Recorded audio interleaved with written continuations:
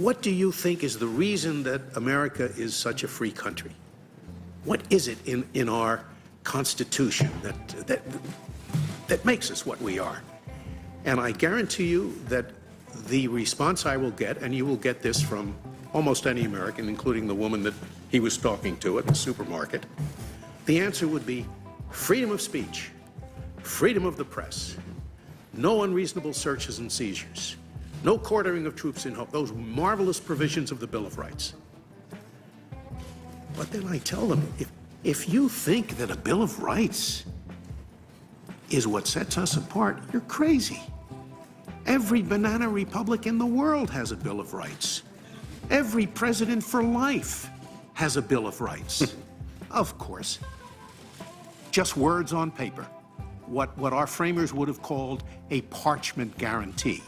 And the reason is that the real constitution of the Soviet Union, you think of the word constitution, it doesn't mean a bill, it means structure. Say a person has a sound constitution, has a sound structure. The real constitution of the Soviet Union, which is what our framers debated that whole summer in Philadelphia in 1787. They didn't talk about the Bill of Rights. That was an afterthought, wasn't it? That constitution of the Soviet Union did not prevent the centralization of power in one person or in one party. And when that happens, the game is over.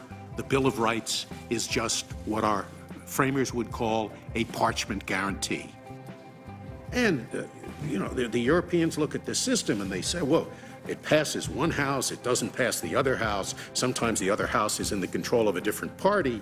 It passes both, and then this president who has a veto power vetoes it, and they look at this and they say, it is gridlock.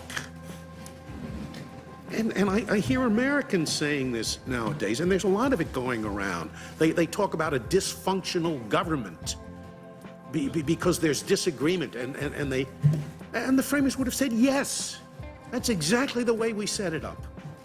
We wanted this to be power contradicting power, because the main ill that beset us, as Hamilton said in the Federalist, when he talked about a separate Senate. He said, yes, it seems inconvenient, but inasmuch as the main ill that besets us is an excess of legislation, it won't be so bad. This is 1787. He didn't know what an excess of legislation was.